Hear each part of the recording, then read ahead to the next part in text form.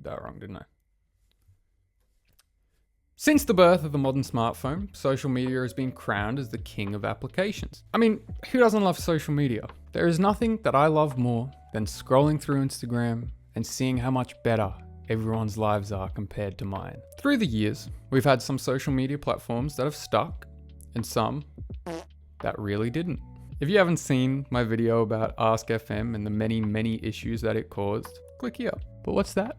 I hear you ask. What happens when you mix high school students and anonymous posting? There were 4 mass threats made on Yik Yak at 4 different universities in the past 30 days. The f*** thought that would be a good idea. Today, we are going through the controversial history of the infamous Yik Yak, and boy oh boy, it is a rough one. It is the second arrest in 24 hours. Social online networking site Yik Yak. Racial threats on the social media website Yik Yak. You are not anonymous on Yik Yak.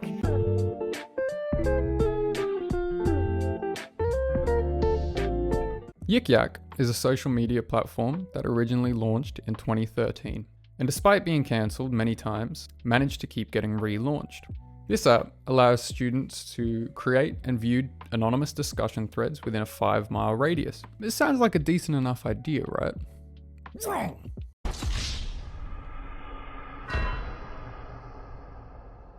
Despite strong levels of growth in 2013 and 2014, following numerous reports of heavy racism, anti-Semitism, sexism, bullying, the service had a huge drop in users. In 2016 alone, user downloads fell 76% compared to the year before.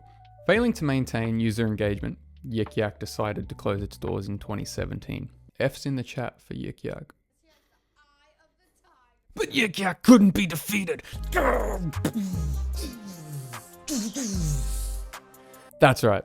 In 2021, Yik Yak was purchased by Block Inc. for a staggering $1 million, which, in retrospect, isn't that much for a social media platform. And it relaunched. And what happened? We begin tonight with breaking news. A 16-year-old girl has just been arrested for one of the threats made against a local high school yesterday. Yeah. So again, in 2023, the platform was sold. This time, being picked up by SideChat, Snapchat's loser cousin. SideChat and Snapchat aren't actually related. I just thought the joke would be funny. And, say it with me, Yik Yak relaunched. Again. I mean, who the fuck? That's right.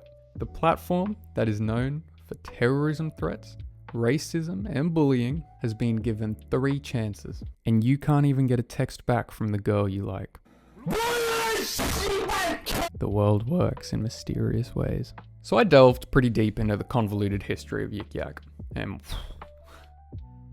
they were not kidding about the drama. In 2017, before the initial shutdown, Yik Yak was banned in numerous high schools. Can you guess why? They had a high number of issues like racism, bullying, sexism, harassment, anti-Semitism. I think that's all of them. Did I say all of them? Is there more? Homophobia. You know, the things that would usually be written on the cubicle wall. So, with the first re-release, Yik Yak was only available for college students, because college students are a lot more mature, and they would never have any issues like this, right? My sweet innocent children. I'm about to list some events, and keep in mind, all of this happened in a 5-month time period. And it's not even skimming the surface of the events that unfolded. In May of 2022, a student revealed that after analysing app data, he was able to gain precise locations of Yik Yak users. The accuracy was in 10 to 15 feet, and in combination with user IDs, he could actually figure out the users' identities. So all those threats that you're making, they're not anonymous anymore. On September 14, 2022, a student at Western Kentucky University was charged with terroristic threatening after posting a message on Yik Yak about placing a bomb on campus. Yeah, you know that thing you do where you just have a laugh about bombs on campuses. But then 4 days later, on September 18th, 2022, a student at Oxford College was also charged after alluding to a bomb hidden in the residential hall. Yeah. But then 3 days later, a student at the University of Utah was arrested after she threatened to detonate a nuclear reactor. And the reason, you ask, why she would detonate a nuclear reactor? She threatened to detonate it if her team didn't win the local college football game. Go the Mighty Lions. And then on October 21st, 2022, 2 students at Lake Stevens High School were referred for criminal prosecution after making a bomb threat. Yeah, you're starting to see the pattern, right? Now Yik Yak is somehow still available to users now. Like I said, this app has been given 3 chances and you can't get a text back. The only information that I could find about Yik Yak 3.0 was in 2022, and the active user base was roughly 2 million. Now look, I do see the bigger picture of the creation of this app. If used in the right environment, I'm sure it could actually be pretty fun. And you could meet people that have the same interests as you, and it would kind of get rid of that awkward meeting people at college stage. But humans, and especially not college humans, are not the right users. I think the developers literally put all their faith into humans, and it ended horribly. I did some research on the creators, and they genuinely seem like good people that wanted to fix the problems that were happening on their app.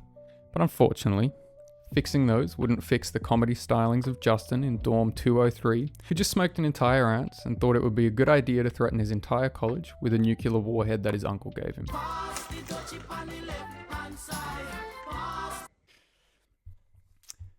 And with that, we come to a close. Do you guys use Yik Yak? Have you ever used Yik Yak? Do you think it's a good idea? No, I don't. Thanks for watching, guys. Like, share, comment, subscribe.